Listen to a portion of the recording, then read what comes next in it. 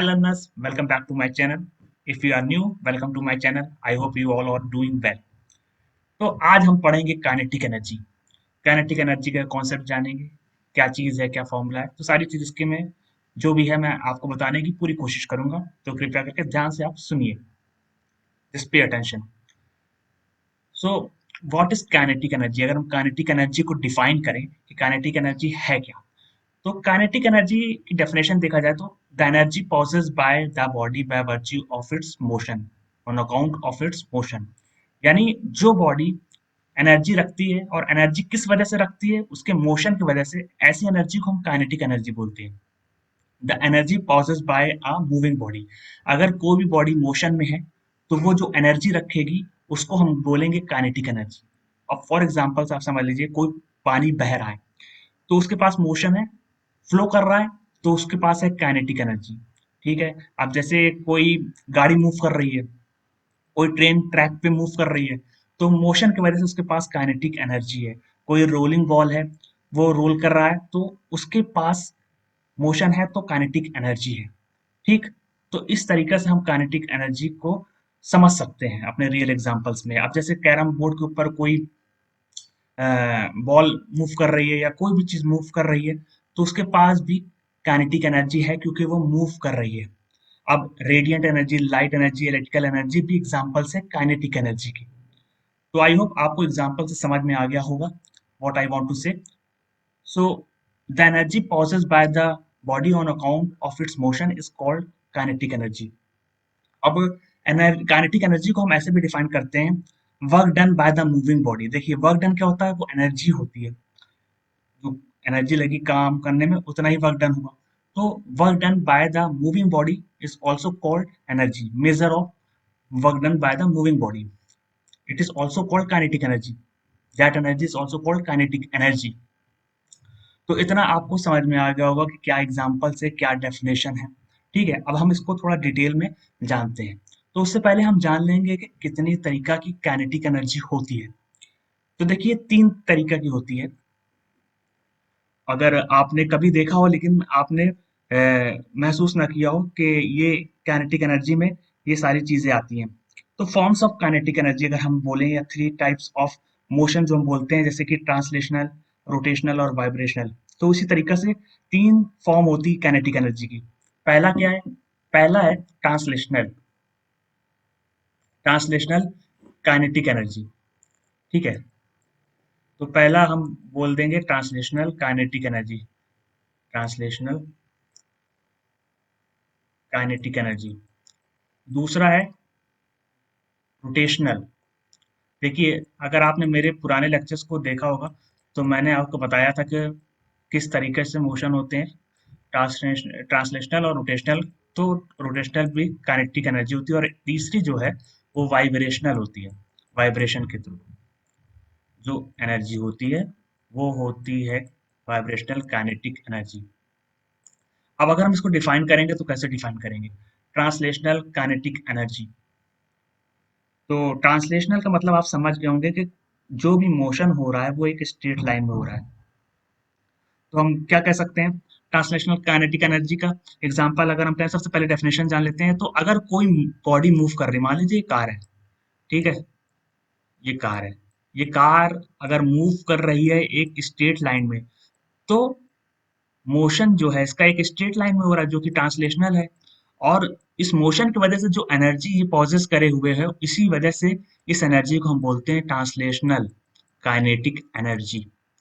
ठीक है। Examples, example यही है कि भाई कोई कार मूव कर रही है एक स्ट्रेट लाइन में। ठीक है। ये हो गई आपकी ट्रांसलेशनल काइनेटिक एनर्जी। या कोई बॉडी फॉल कर रही है, फॉल कैसे करेगी? एक स्ट्रेट लाइन में तो फ्री फॉल करेगी। वो हो गई आपकी। कोई ट्रेन आप देख रहे हैं रेलवे ट्रैक पर चलती है सीधा, तो वो भी ट्रांसलेशनल काइनेटिक एनर्जी उसके पास है। क्यों? क्योंकि वो एक स्ट्रेट पाथ में मूव कर रही है, और मूव करने की वजह से उसके पास जो काइनेटिक एनर्जी होगी वो ट्रांसलेशनल होगी। यानी ट्रांसलेशनल क्यों लगा दिया गया? क्योंकि एक स्ट्रेट लाइन में मूव कर रही है, इसलिए ऐसी एनर्जी जो कि ट्रांसलेशनल मोशन कर रही है उसको हम काइनेटिक एनर्जी करेंगे, कहेंगे। अब हम रोटेशनल काइनेटिक एनर्जी कैसे? ऐसी बॉडी जो कि रोटेशन कर रही है अपने एक्सिस के अबाउट, तो उसके पास जो एनर्जी है उस मोशन की वजह से, उसको हम बोलते हैं रोटेशनल काइनेटिक एनर्जी। तो आई होप आपको समझ में आ रहा होगा मैं क्या कहना चाह रहा हूँ। तो जो बॉडी ट्रांसलेशनल मोशन कर रही है उसके पास जो एनर्जी है उसको हम बोलते हैं काइनेटिक एनर्जी, और जो बॉडी रोटेशन कर रही है अपने फिक्स्ड एक्सिस के अबाउट, तो उस मोशन की वजह से जो उसके पास एनर्जी उसको हम रोटेशनल बोलते हैं। अब कैसे, जैसे कोई व्हील है, कोई चक्का नाच रहा है, ठीक है, ये इसके एक्सिस है, इसके अबाउट नाच रहा है, तो भाई उसके पास रोटेशनल काइनेटिक एनर्जी होगी। कोई बॉल है वो रोल कर रहा है, ऐसे ऐसे करके आगे रोल करके चला जा रहा है, ठीक है, तो उसके पास भी रोटेशनल काइनेटिक एनर्जी होगी, क्योंकि वो रोटेट करके जा रहा है अपने एक्सिस पे, ठीक है। ऐसे बहुत से आप एग्जांपल्स ले सकते हैं जिससे आपको समझ में आ जाए कि रोटेशनल काइनेटिक एनर्जी कहाँ कहाँ पे उगती है। कोई लट्टू आप देख रहे हो, लट्टू नाच रहा है, ठीक है, अपने एक्सिस पे, तो उसके पास भी यही होगी। आपने वो फैन देखा होगा, सीलिंग फैन, सीलिंग फैन जो अपने ये एक्सिस उसके अबाउट रोटेशन करती है, तो उसके पास जो एनर्जी होती है वो रोटेशनल काइनेटिक एनर्जी होती है। अब वाइब्रेशनल काइनेटिक एनर्जी क्या होती है? जो वाइब्रेशन की वजह से जो एनर्जी बॉडी पॉजेस करती है उसको हम वाइब्रेशनल काइनेटिक एनर्जी बोलते हैं, ठीक है। कैसे हम इसको डिफाइन करेंगे? When a body vibrates about its mean position, the motion of the body is called vibrational motion, and kinetic energy possessed due to this motion is called vibrational kinetic energy, ठीक है। The energy possessed by the body that causes vibration, that energy is called vibrational kinetic energy. अब real examples अगर हम देखें, तो real examples हम क्या बता सकते हैं? रियल एग्जांपल्स इसका ये है कि भाई आपने गिटार देखा होगा, गिटार की स्ट्रिंग जब आप खींचते हैं तो उसमें वाइब्रेशन होता है, और वाइब्रेशन कोई उसके मीन पोजीशन के अकाउंट हो, मीन पोजीशन के अबाउट होगा वो वाइब्रेशन, तो उसके पास जो एनर्जी होगी वो वाइब्रेशनल होगी। अब जैसे सितार हो गया, ठीक है, आप देखते हैं वाइब्रेशन जहां जहां पे होगा उस वाइब्रेशन की वजह से जो बॉडी के पास एनर्जी होगी वो होगी वाइब्रेशनल काइनेटिक एनर्जी, ठीक है। वाइब्रेशन होगा तो क्या होगा? जब वाइब्रेशन होगा तो वाइब्रेशन मीन पोजीशन के अराउंड होगा, कोई ये मीन पोजीशन उसके अबाउट वाइब्रेशन हो रहा है, ठीक है, इसके अबाउट वाइब्रेशन हो रहा है, तो ये बॉडी का जो मोशन होगा वो तो वाइब्रेशनल मोशन होगा, लेकिन उसके वजह से जो जो एनर्जी आएगी उसको हम बोलते हैं, जो काइनेटिक एनर्जी आएगी उसको बोलेंगे हम वाइब्रेशनल काइनेटिक एनर्जी, ठीक है। तो वाइब्रेशन की वजह से जो काइनेटिक एनर्जी होगी वाइब्रेशनल काइनेटिक एनर्जी होगी, रोटेशन की वजह से जो काइनेटिक एनर्जी रोटेशनल होगी, और ट्रांसलेशन की वजह से जो काइनेटिक एनर्जी होगी वो ट्रांसलेशनल काइनेटिक एनर्जी होगी। अब ये सारी बॉडी मोशन में है, चाहे वो रोटेशनल मोशन कर रही है, चाहे ट्रांसलेशनल मोशन कर रही है, चाहे वाइब्रेशनल मोशन कर रही है, ठीक है। तो आई होप आपको समझ में आ गया होगा। अब एक सवाल मैं आपसे पूछना चाहता हूँ कि मान लीजिए ये गाड़ी है, ठीक है, ये गाड़ी है, गाड़ी के दो पहिए हैं, और ये गाड़ी ऐसे चली जा रही है, ठीक है। तो जो ये पहिया है, ये पहिया कौन सा मोशन कर रहा है? ये गाड़ी ऐसे चली जा रही है तो पहिया जो मोशन कर रहा है, भाई मोशन कर रहा है तभी तो गाड़ी आगे चल रही है, तो कौन सा मोशन कर रहा है? बहुत से लोग कहेंगे कि ये रोटेशनल मोशन कर रहा है, कुछ लोग कहेंगे कि ट्रांसलेशनल मोशन भी कर रहा है। तो आपने जो आंसर दिया है वो आधा आंसर है, ये दोनों कर रहा है। देखिए गोल गोल में घूम रहा है पर ये आगे भी जा रहा है, तो ये दोनों मोशन कर रहा है, ये ट्रांसलेशनल एंड रोटेशनल मोशन, ठीक है। इसी तरीका से अगर कोई बॉल को आपने रोल करके फेंक दिया तो वो अराउंड रोटेट भी कर रही है, आगे भी जा रही है, तो ये दोनों मोशन कर रही है, translational as well as rotational, ठीक है। तो आई होप आपको समझ में आया होगा मैं क्या आपको समझाना चाहता हूँ। अब हम बात कर लेते हैं इसके फॉर्मूला के बारे में। तो फॉर्मूला बहुत से लोगों ने अपने बुक में ऐसे सीधा पढ़ लिया होगा, 1/2 mv², ठीक है। तो जब तक आप डेरिवेशन नहीं जानेंगे कैसे क्या आया, तब तक आप कोई न्यूमेरिकल अच्छे से सॉल्व भी नहीं कर पाएंगे, क्योंकि आपको समझ ही नहीं है कि कहाँ से ये डेरिवेशन आई, बस रट के आप चले गए, ठीक है। तो थोड़ा सा भी चीज कुछ उठा के रू बेसिक पूछ लिया तो आप बता नहीं पाएंगे। तो चलिए हम देख लेते हैं कि क्या है। देखिए ये मैथमेटिकल एक्सप्रेशन आया कैसे, 1/2 mv²। सपोज करिए कि एक बॉल है, ठीक है, ये बॉल है, इसका मास m है, ठीक है, उसको हमने रोल कराया, कोई एक्सटर्नल फोर्स उस पे लगी और रोल करते करते आगे जाके ये रुक गया। क्यों रुक गया ये आगे? क्योंकि जब कोई बॉडी फिर फोर्स आपने लगाया, उस फोर्स की वजह से वो आगे बढ़ी, आगे की तरफ मूव करी, उसके बाद एक पीछे फ्रिक्शनल फोर्स अपोजिट डायरेक्शन में भी होगा, न्यूटन थर्ड लॉ कहता है। आपने एक फोर्स लगाया तो एक अपोजिट फोर्स लगेगा, तो यही अपोजिट फोर्स को हम बोलते हैं रिटार्डिंग फोर्स, जो इसको जो इसके मोशन के अपोजिट डायरेक्शन में लग रही है, ठीक है, रिटार्डिंग फोर्स।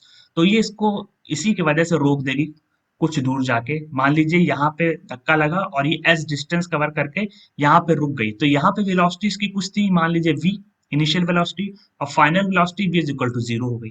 अब इसको आप ध्यान में रखिएगा। अब यहाँ रिटार्डिंग फोर्स लगी, तो यहाँ पे जो एक्सेलरेशन होगा, अगर हम ये कहेंगे force is equal to mass into acceleration, तो ये एक्सेलरेशन नहीं होगा, ये रिटार्डेशन होगा।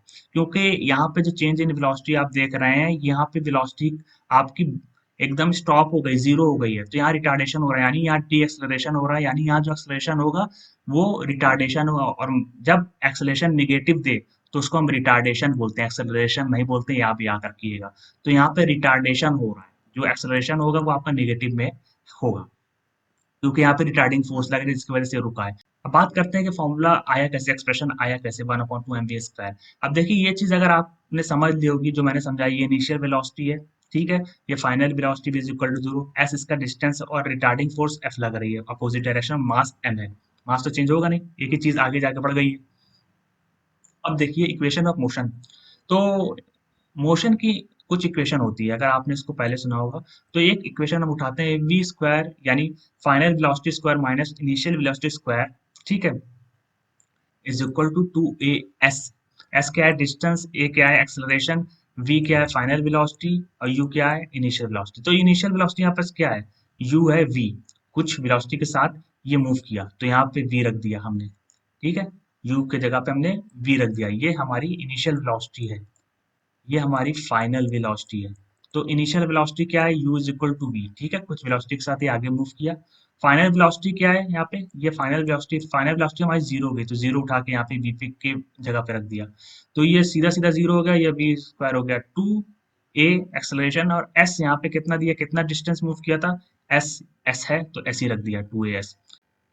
अब इसको आप सॉल्व करेंगे तो यहाँ पे क्या इक्वेशन आएगी, माइनस वी स्क्वायर और 2s इस साइड चला गया, अगर आप इसको सॉल्व करना जानते हैं तो, और बचा a, तो एक्सेलरेशन क्या हो गया, a is equal to minus V square upon 2s, ठीक है। अब हम आगे बढ़ते हैं, देखिए रिटार्डेशन यहाँ हो रहा है, रिटार्डेशन यानी यहाँ एक्सेलरेशन निगेटिव में, माइनस ए, तो जो ए आया उसके आगे हमने माइनस साइन लगा दी, ठीक है, ये यहाँ पे क्या आया, minus V square upon 2s, तो यहाँ रिटार्डेशन हो रहा है, यहाँ रिटार्डेशन हो रहा है, तो माइनस ए हम लेंगे, माइनस ए, तो ए के आगे माइनस ए हमने रख दिया, ये माइनस, ये ए है, minus V square upon 2s, अब इसके आगे माइनस हमने साइन लगा दी, तो ये हो गया। अब क्या आया, रिटार्डेशन हमारा, जो कि हम जिसको ए बोल रहे हैं, V square upon 2s, minus अंदर जाएगा प्लस हो जाएगा, ठीक है, वी स्क्वायर अपॉन 2s। अब रिटार्डिंग फोर्स क्या लग रही है, फॉर्मूला हमको पता है, F is equal to mass into acceleration, force का फॉर्मूला क्या था, मास इंटू एक्सलेशन, लेकिन यहाँ क्योंकि रिटार्डिंग फोर्स लग रही है, अपोजिट डायरेक्शन में रोकने वाली फोर्स, तो यहाँ रिटार्डेशन हो रहा है, ठीक है, रिटार्डेशन। और रिटार्डेशन यहाँ पे क्या था, A V square upon 2s, जो हमने यहाँ से निकाल लिया, माइनस ए रखकर इसकी वैल्यू, और यहाँ पे वी स्क्वायर 2s, तो यहाँ ए की वैल्यू हमने रखी, ए की वैल्यू क्या है यहाँ पे ए की वैल्यू ये है, वी स्क्वायर 2s, तो यहाँ पे ये रखा, मास वही रहेगा, M is equal to V square 2s हो गया, ठीक है। तो अब यहाँ पे देखिए हमारा वर्क डन है, वर्क डन क्या हो रहा है कि इस बॉडी को रोकने में, वर्क डन इन स्टॉपिंग,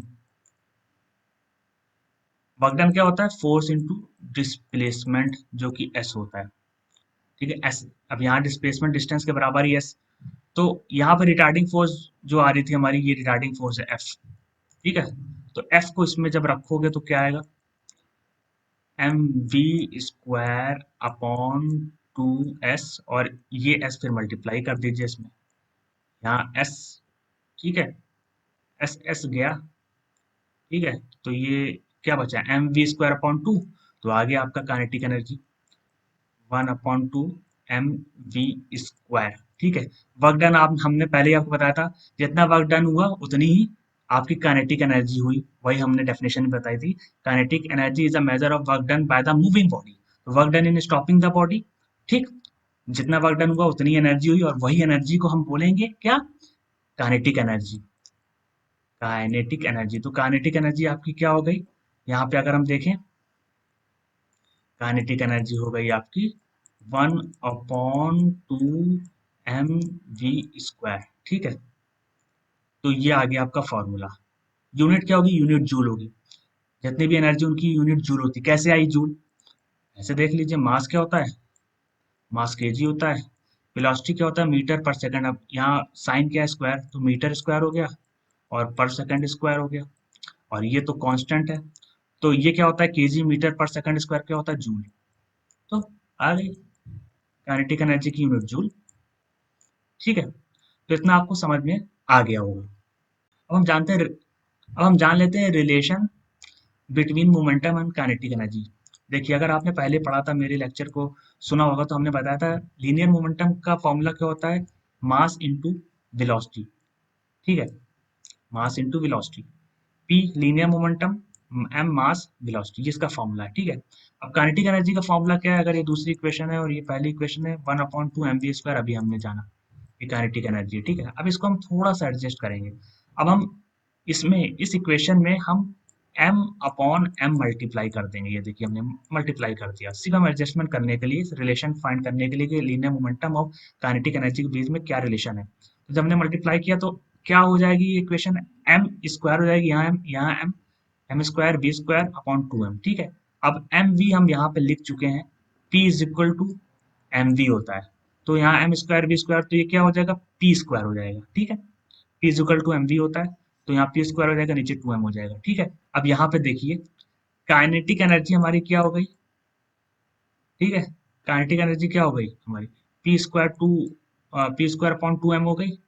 अब हम m को इधर लाएंगे, ठीक है, m को इधर लाएंगे तो क्या हो जाएगा, 2ke m, 2 kinetic energy m, square इधर चला जाएगा तो क्या हो जाएगा, स्क्वायर रूट। ठीक है, तो आंसर क्या हो जाएगा, p is equal to linear momentum is equal to √2 into mass into kinetic energy. तो ये लीनियर मोमेंटम और काइनेटिक एनर्जी के बीच में रिलेशन है। न्यूमेरिकल भी आ सकता है कि कभी काइनेटिक एनर्जी दे दिया और लीनियर मोमेंटम दे दिया, बताया कि मास निकाल लो, तो आप ना मास निकाल सकते हैं। तो ये सब फॉर्मूला आपको पता होना चाहिए, रट्टा होना चाहिए। ठीक है, तो इस तरीके से हमने निकाल लिया mathematical relationship between kinetic energy और लीनियर मोमेंटम।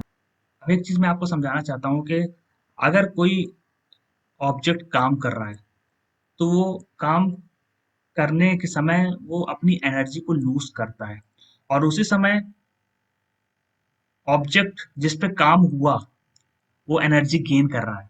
एक तो काम कर रहा है जिसकी वजह से उसकी एनर्जी लॉस हो रही है, और दूसरा जिसके ऊपर काम हो रहा है वो एनर्जी गेन कर रहा है। कैसे, मान लीजिए ये कुछ एनर्जी के साथ जाके इस दूसरे ऑब्जेक्ट से टकरा जाता है। ठीक है, तो टकराने में इसकी एनर्जी लूज हुई और वही एनर्जी यहाँ ट्रांसफर हो गई। अब इसके पास एनर्जी आ गई, तो ये काम करने के लायक है। ठीक है, the total amount of work done by body is numerical equal to its energy. तो काम करने की जो एबिलिटी है वो या तो बॉडी के मोशन से हो सकती है, या फिर उसकी पोजीशन से, जो कि अबव द ग्राउंड लेवल देखा जाता है।